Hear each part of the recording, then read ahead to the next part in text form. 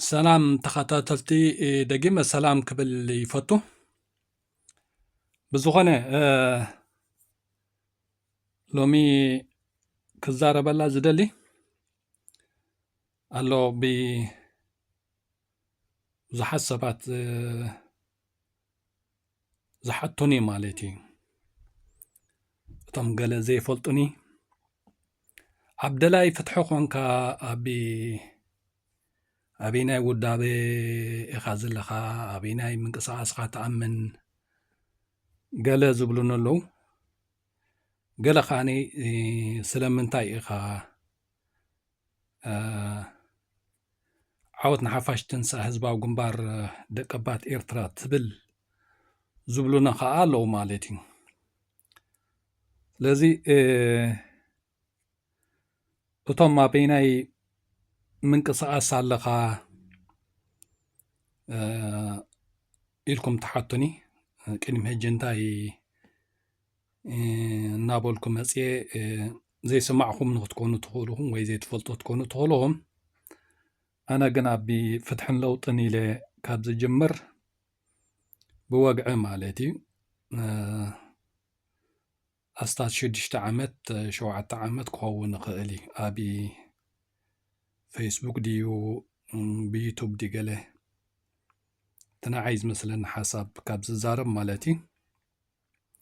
قدمي كوم مجماريون وشتي زنبره كاب إرترا وصم سبولكو ولا وناب سدات أبي السودان أتوم سبولكو مالتي بزح من قصاصات قال زحات يروحون نيرم أبتي ناي السودان مالتي أنا خم زينا نقصاص نحنا خم زينا قال يبلوني ولا يزارو بولو وتناتي حساب زنبرقن لك أج زهجع زارو بولو زلو خوي مالتي جن مسقلة مغنيات كاني نتفتحن لوطن زبل حساب دونجي جميريو ما دونجي يا أبي دلي فتحي كالم مغنيات كوينو أبتح فشاوي نفتحن لوطن إلى أفي كفي تخابز الزارب بزيادة أبي فيسبوك أبي يوتيوبنجن أستاذ شدشت عمت كوين لله مالتي سلازي أنا حسابك يركون متكلايك يركون كاب إيرترا هو تسقل هوي تمحدر أنا يتهاجر ويتي أبتهاجر زلو ديكتاتورنت ويابتهاجر زقات أمي بزح نجارات مالتيو ترديتاتي كاب إيرترا جميركا كم زعينتي مناتوس الزوج اللذي قويلو تي قال سنة حزباو قنبار قوي ويو زبل رديت كاب إيرترا كلخو أتحيز زحسبو زنورك حسابي مالتي نسخاني انتايو كابو استفل حساب أزيوم نتصورا وبزح نجار عقم زلوم مرحتي إن قنصلي زحتوتو أبلات السيستم بزي بجلة كام نويح ستيل كساب حجي زغدلو زغصلو زلو إمالتي زلازي تفلليات بقى زغجلة زي نازي حزبي إيرترا استقال سلو علامة كندي جاغانو استوادو قلو قالس حزبي إيرترا أبي أول قويان وديقو زبل حساب أب إيرترا خلوخو إيزا حسبو نيري سلازي إتي عاوت نحفاش تنسى حزبا وقنبار دقبات إيرترا قبل كله خواني لك كساب حجي قناعات حيالات مرحتي لك ተሓቀኛ ቃልሶም ተጨውዩ ገሊኦም ተረሽኖም ገሊኦም ተሰዲዶም ገሊኦም ተኣሲሮም ንሱን ውልቁ ተሪፉ ማለት እዩ ውሑዳት ኣገልግሎቱ ሒዙ ማለት እዩ ስለዚ እቶም ምኩራትን ላዕለዎት ሓለፍትን በብግዚኡ ናጽነቶም ምስ መጸ ኸኣነ ልክዕ ህዝቢ ኤርትራ ኣብ ከምዚ ደረጃ ወዲቕና ከም ህዝቢ ማለት እዩ ስለዚ ኣነ እቲ ዓወት ንሓፋሽ ትንሳኤ ህዝባዊ ግንባር ደቀባት ኤርትራ ክብል ከለኹ ከኣነ ቃልሲ ወይ ሕልሚ ናይቶም ቁንዓት ኣቦታተይን ኣደታተይን ዳግማይ ኣተንሲእኻ እቲ ቁኑዕ ቃልሶም ብሕግን ሕጋውነትን ብሓርነትን ብዲሞክራስን ክዛዘም ኣለዎ ስለዚ እቲ ቃልሲ ነቲ ቁኑዕ ሓሳብ ወይ ነቶም ቁኑዓት ተቓለስቲ ዝኹሉ ተጋዲሎም ዝኽሊ ተቓሊሶም ንባዕሎም ግዳይ ኮይኖም ህዝቦም ግዳይ ከም ህዝቦም ግዳይ ኮይንና ዘለና ስለዚ ተወዲብካ ነቲ ዓማፅ ጉጅለ ዳ ምእላይ እምበር ሓድሽ ምንቅስቓስ ሓድሽ ውድብ ሓድሽ ገለ ኣይተቐበልክዎን ከም ህዝቢ እውን ንህዝቢ ኤርትራ ውድባት ወይ ምንቅስቓሳት ምቅያር ኣየርብሖን እዩ ካልእ ፍልልያት ክፈጠር ይኽእል እዩ ኢሉ እውን ከይኣምን እየ ማለት እዩ ስለዚ ንኩሉ ነገር በቲ ሓደ እቲ ተቃውሞን ምድጋፍን ዝበሃል ዘሎ እውን ናይ ግድን እዩ ውዒሉ ሓዲሩ ኣብቲ ታሪክ ኩሉ ነገራት ከም ህዝቢ ኤርትራ ረዚን ታሪክ ዝኸፈሎ ዘበርኮቶ ዝሓለፉ ቃልሲ መሪር ኩሉ ነገራት ስለዚ ኣብኡ ክፈላለዩ የብሉን ወላ ሕጂ ከም ደጋፋይን ተቃዋማይን ዝበሃል ይሃሉ በብግዚኡ ነቲ ዓማፂ ጉጅለ ከም ህዝቢ ንዑ ፈሊኻ እቲ ካልእ ከም ዘለዎ ብኸምኡ መንገዲ ትሽግር ኤርትራውያን ክፍታሕ ይሓይሽ ኢለ ከዓ ስለ ዝኣምን ንኩሉ ነገራት ሓደ በቲ ውዳበ ህዝቢ ኤርትራ ኣብ ሕሉፍ ቃልስታቱ ኣብ ሕሉፍ ታሪኹ ወዘተ ክፈላለዩ የብሉን ኩልኻ ከምቲ ዝነበርናዮ ካብኡ ከይወፃና ነቶም ሕግን ሕጋውነትን ረጊፆም ስልጣን ብውልቂ ሒዞም ዘለዉ ከም ህዝብን ሃገርን ግዳይ ገይሮምና ዘለዉ ፈሊኻ ነቲ ጉጅለ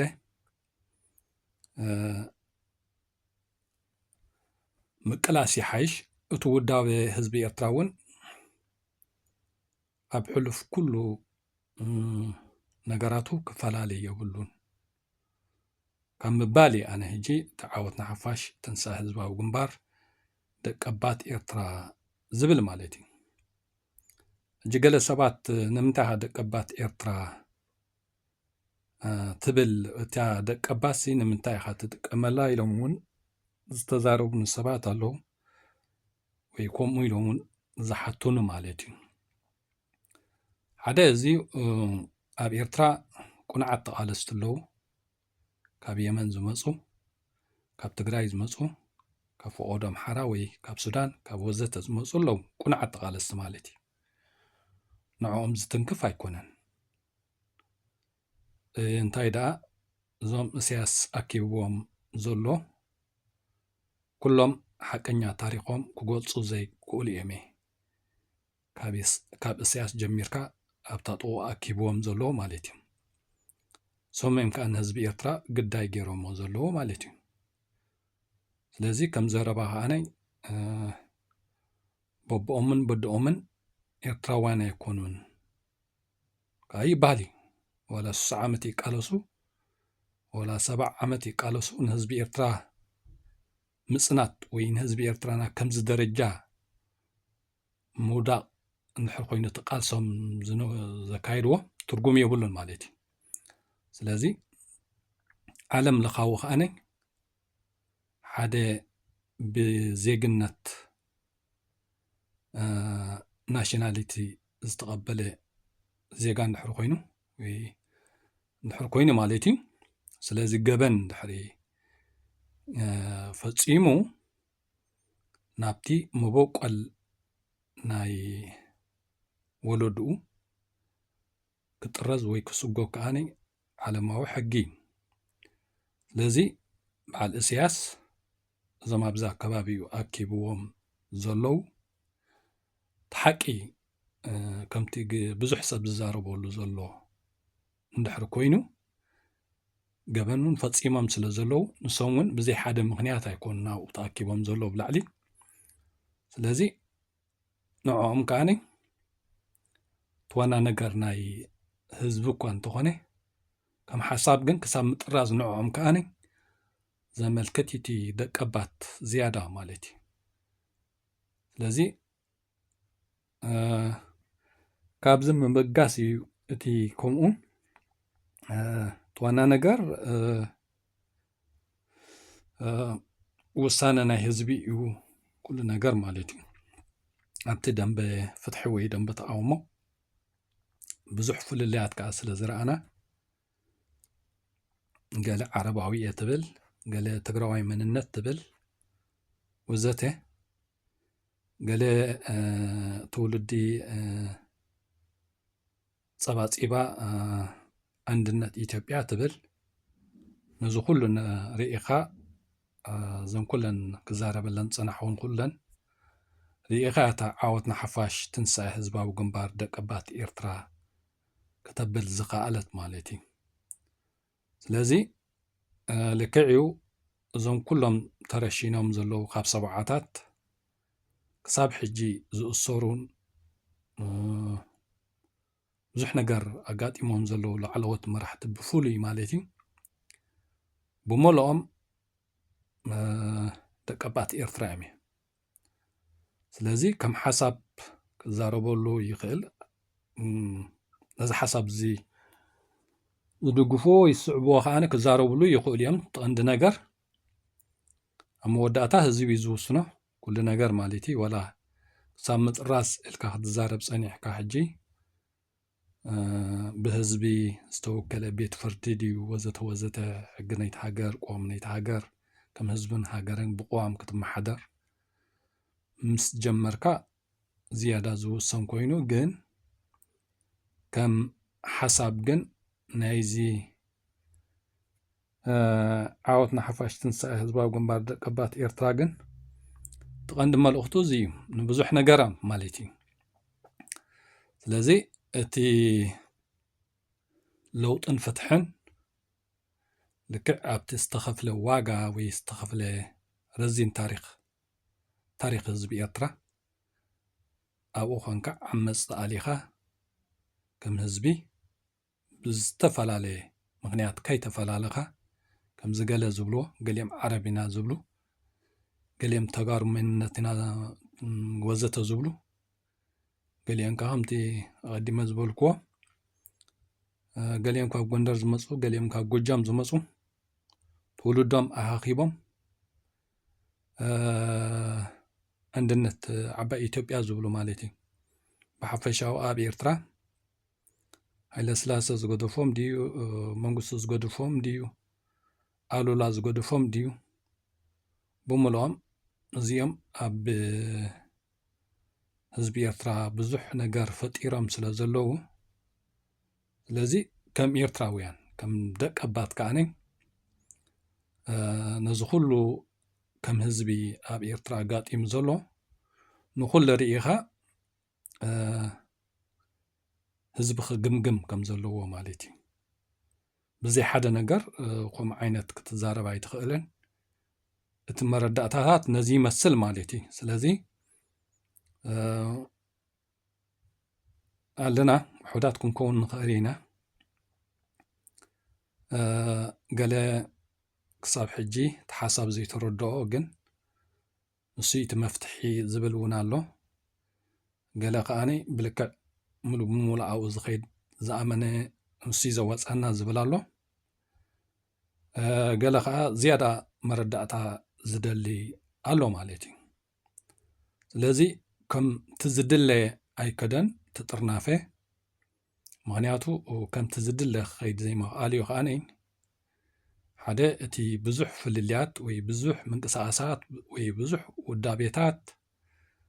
ኣብ ኤርትራውያን ተፈጢሩ ስለ ዝፀንሐ ከም ካልኣይ መብዛሕትኡ ኣብ ደንበ ፍትሒ ዘሎ እስያስን ጉጅሉኡን ካብቲ ሓቀኛ ተቓለስቲ ናይ ህዝባዊ ግንባር ወዘተ ኣብኡ ዝብል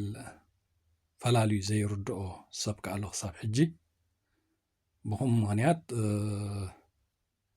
ሳብ ሕጂ ዘገም ንበል ኣለና ኣብ መወዳእቱ ህዝቢ ኤርትራ ነዚ ኩሉ ፍልልያት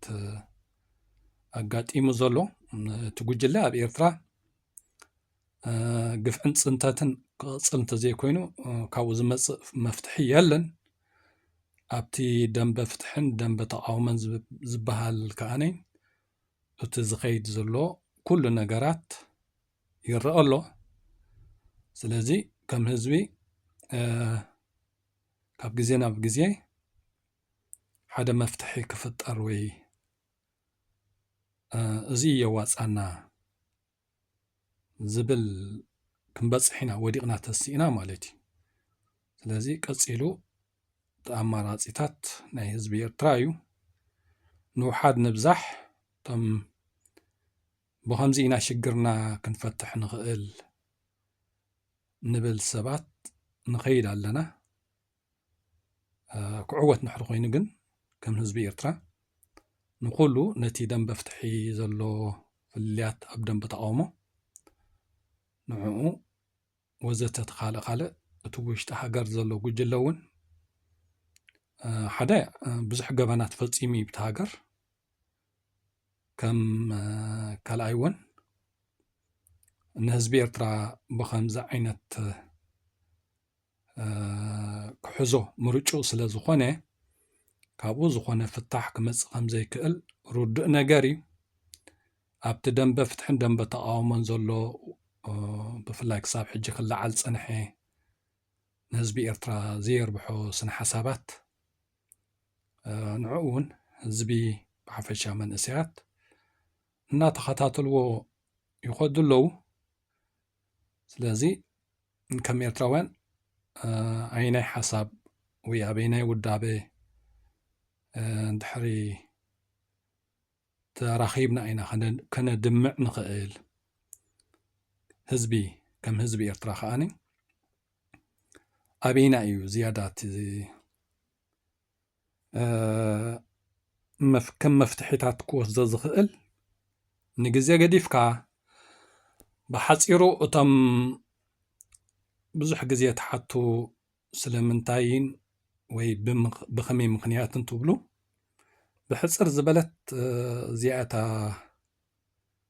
ዓወት ንሓፋሽ ትንሳኤ ህዝባዊ ግንባር መበሊ ደቀባት ኤርትራ መበሊት እዘን ሕፅር ዝበለ ዝተዘራረብናለን እየን ማለት እዩ። ዘገምታ እዩ ዘሎ ካብ ግዜ ናብ ግዜ ህዝብና ብግቡእ ርድኦ ኸውን መረዳእታታት ከም ህዝቢ እሱዩ ካዋፅእ ዝኽእል ኣብ ዝብል ዝያዳ ምስ በፃሕና ከዓኒ ብፖለቲካ ተመክሮ ዘለዎም ብዕድመ ብስል ዝበሉ ኣያታትና ብትምህርቲ ዓቕሚ ዘለዎም ዓበይቲ ኣሓትናን ኣሕዋትናን ኩሉ ዝያዳ ከምኡ መንእሰያት ንኩሉ ነገር ካብ ግዜ ናብ ግዜ እንድሕሪ ከም ህዝቢ ሓደ መፍትሒ ግድን ክህሉ ኣለዎ ዝብል ሓሳብ ካብ ግዜ ናብ ግዜ ምስ መፀ ወይ ምስ ቀፀለ እትልካ ናይ ህዝቢ ውሳነ እዩ። ስለዚ እቶም ተሓቱ ግን ሓሳብ እዚኣ ትመስል ማለት እዩ። ብዝኾነ ፀኒልኩም ንሰማዕኹምኒ طعمنا مسقونكو تحساب زي مثل شربوا لغو اتوم نتحساب زي تقبلكم وخاني بعلكم وانتات كونكم تحساب نسي بزيادة سرحلو للزخنة شربوا حسابات كم توساخي تبلو خاني بكومنتي بمسنجر مدوال وزتون صبغيو يحيش دخون سلازخونة حساب كم مبالي تي تاشمو مالتي لذي كم يرتراوان زواز أنا زحشنا حدا نقر كنوسن قدناتي كينا خيدنا تحساب نسو سلازخونة سب نقولو فلا ليخرج دوخ لا لوغو حدا أبز دنب فتحن دنب تقاو منزلو ني حساب فلليات انتاي كمي كن كيس انحنا وكمي يالو وزته تي هايمانو تال إلكا أو رجاتا تال إلكا وزته فلليات زلعال نقولو ناقر نقولو خط أمرنا زق الحساب أبزي عوت نحفاش تنسى هزبا وقنبار دك أبات إرترا زبليو كطامنا زقل كان مبالي حسب تلعيلو أتي بهيمانوت كلنا بهيمانوت زي صح عبزلو لك عبز حسب زي عن حرقاتنا ني هيمانوت كلا علي كالني حانتي إرترا بحد هزبي إرترا أختكون تقول دايما مالتي أو راجان حرقينون وزته وي زوبال كان حرقينو وابتي تاريكا دحري دويل كاب بمننت كادي وبكل نجار كاب بتاريكا بخورتات كان دحري بتهزبي إرترا كاب مليل يخصقمو كساب حنساس اللي ولودو كساب بقرو ولودو مس بزحت جزاتات ناخوفلو زمص قال سن تاريخن كابو هون وصي يبلنا عمص سبات طرحا وها حنيقنا هنوصوم كنقلالنا نمبر كم هزبي كال مننت كانوا قامت تاريخنا وحفنا تاريخنا كالوت كنقبل كبرتاتنا قديفنا كبرتاتنا كالوت كانوا قامت يبلنا نخلو نجر يمان صقام كم هزبي طميرو حزنا زخل عصمن دمن استخفلو قالسيو زي اي 30 عمت قدمو بزح قالستات جبها قال من قساساتون بزحات نيران كلهم اندا تطقللو اندا تطرنو في ينكاني اب حزباو جنبار حدو ودب كينوم كا تناصنت كم هاجر إرترا كله تمليسا مالتي لذي زي أقاطيمو زلو خاني حجي دحرتي ساعة زي كوني تنايتي وجلة كاب سبعاتاتي بزوح ناصنتي يمصيو صاب حجي خاي خيدالو مالتي لذي كم إرتراويان نعمص السبات طرح كنحزن كنقال صوم نمبر كابو وصينا بزخونه ነገራት የማን ጸጋም ከንብል የብልናን ስለዚህ እቲ ዝተኸፍለ ዋጋ ኸኣነይ ብኩሉ ነገር ንህዝቢ ኤርትራ ካብ ምፍልላይ ስለ ዝጠቕሞ ወዘተ ኣብ ሓደ ጉድጓድ ሙስሊሙ ክርስቲያኑ ተሰዊዩ ተቐቢሩ ስለዚ ብሃይማኖት ከተላዓል ንሕሪ ኾንካ ልክዕ ኣብዚ حساب زيدو انتيلكا ابت تاريخ الله مالتي ወይ ኣብቲ ዝተኸፍለ ብዙሕ ዋጋ ዝተኸፍሎ ኣብኡ እንተሊኻ ብህዝብን ብሃገርን ጥራሕ ትሓስብ ማለት እዩ ብህዝብን ብሃገርን ትሓስብ ነቶም ዓመፅቲ ከዓኒ ካብ ብውልቂ ብጉጅለን ብፓርትን እንተልዮም ከዓኒ ንዕኦም ጥራይ ምቅላስ ማለት እዩ ስለዚ ካብ ከምዚ ሓሳብ ከዓነይ እቲ ዓወትና ሓፋሽ ትንሳኤ ህዝባዊ ግንባር ደቀባት ኤርትራ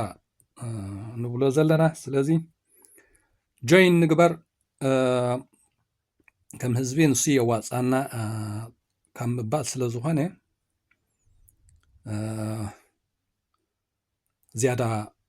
ርእይትን ሓሳብን ዘለኩም ከዓነይ ብኮመንቲ ክትፉ ትኽእሉኹም እቲ ጉዳይ ናይ ኩልና ኤርትራውያን እዩ ዋላ ሓንቲ ክቕፅልን ናብ ዓወት ዝያዳ ከም ህዝቢ ኤርትራ ኣብ ሓደ ዝተማዕራረ ነገር ክንበፅሕ ዘብፅሓና መንገዲ ንሕር ኮይኑ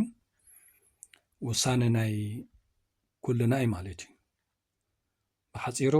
ካብዚ እንድሕር ውፅእ ኢልካ ግን ጋእዝያን ዝበሃል ዓረባውነት ዝበሃል ትግራዋይ መንነት ዝበሃል አንድነት ዝበሃል ብምልአን ኣብኣይ ሰብ ኩናቆት ማለት እዩ ካብዞም ኩለን ወፂኻ ነቲ ዓማፂ ጉጅለ ከተራኻኽበሉ እንድሕር ኮንካ ግን ልክዕ ኣብዚኣ ደው ኢልካ ዕጥቂ ቦታትካን ኣዴታትካን ምልዓል ጥራሕ ካልእ መፍትሒ ዝበሃል ነገር የሎን ማለት እዩ ስለዚ እዚኣ ትመሰልቲ ሓሳብ ደጊመ ፀኒኢልኩም ንሰማዕኹምኒ ብጣዕሚ እናመስገንኩ ተንኪዩ